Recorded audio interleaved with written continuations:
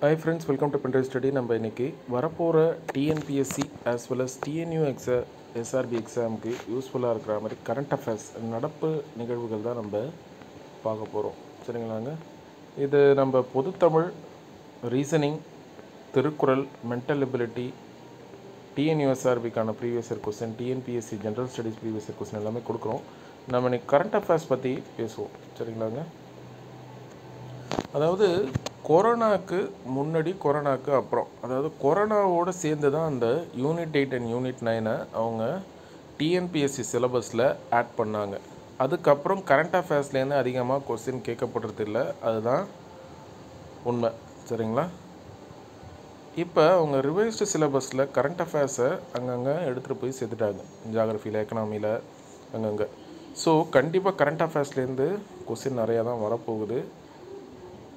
அந்த அடிஷன், அந்த சிலபஸ் அப்டேஷனுக்கு முன்னாடி அவங்க முன்னாடி நடத்தக்கூடிய குரூப் 4 தான் இருக்கிறதுலே அதிகமாக கரண்ட் அஃபேர்ஸ் கொஸ்டின் வந்துருந்துச்சு, 23 கொஸ்டின். நம்ம சொல்ல போனீங்கன்னா நம்ம அகாடமியில் அதுக்கு முன்னாடி வரைக்கும் நம்ம கரண்ட் அஃபேர்ஸ் எடுத்துகிட்டு தான் இருந்தோம். அதுக்கப்புறம் நம்ம பண்ணுறதில்ல. இப்போ இந்த 2-3 மந்த்ஸாக தான் நம்ம இந்த கரண்ட் அஃபேர்ஸ் ஆஃப்டர் சிலபஸ் அப்டேஷனுக்கு அப்புறம் தான் இந்த கரண்ட் அஃபேர்ஸ் பிடிஎஃபே நம்ம ரிலீஸ் பண்ணுறோம். சரிங்களா. ஏன்னா யூனிட் 8 யூனிட் 9லேயே அவங்க அதிகமாக கான்சன்ட்ரேட் பண்ண ஆரம்பிச்சிட்டாங்க. கரண்ட் அஃபேர்ஸ்லேருந்து அதிகமான இம்பேக்ட் கிடையாது. சரிங்களா. அது படித்தா தான் வேலை அப்படின்ற மாதிரி இல்லை. ஆனால் இனிமேட்டு அப்படி இருக்க வாய்ப்பு இல்லை. கரண்ட் அஃபேர்ஸ்லேருந்து தான் நிறையா கொஸ்டின் அவங்க கேட்க போகிறாங்க. சரிங்களா. அது அந்த அப்டேட்டட் சிலபஸ்லேருந்து தெரியுது. சரி, நம்ம கரண்ட் அஃபேர்ஸை எப்படி அப்ரோச் பண்ணுறோம்? நாங்கள் இங்கேயும் ப்ரீவியஸ் இயர் கொஸ்டினை நம்ம கொண்டு வரோம்.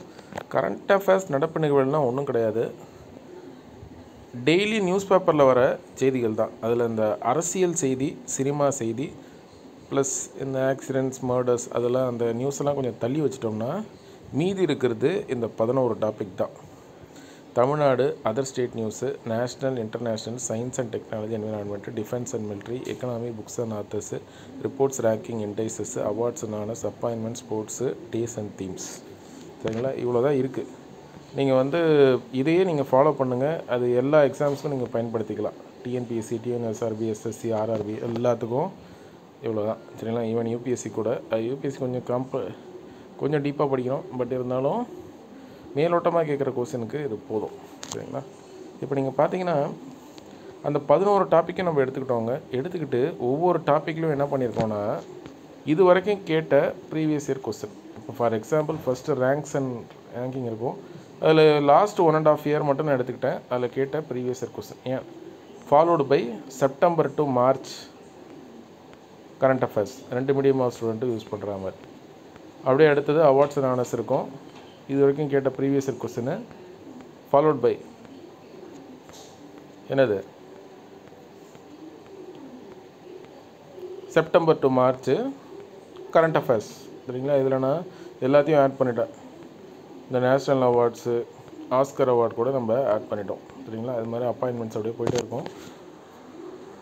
இப்படி தான் நம்ம கரண்ட் அஃபேர்ஸை அப்ரோச் பண்ணுங்க. ஏன்னா நம்ம பிளாங்காக கரண்ட் அஃபேர்ஸ் படித்து டவுட் வரும், எப்படி அவங்க கேட்குறாங்க.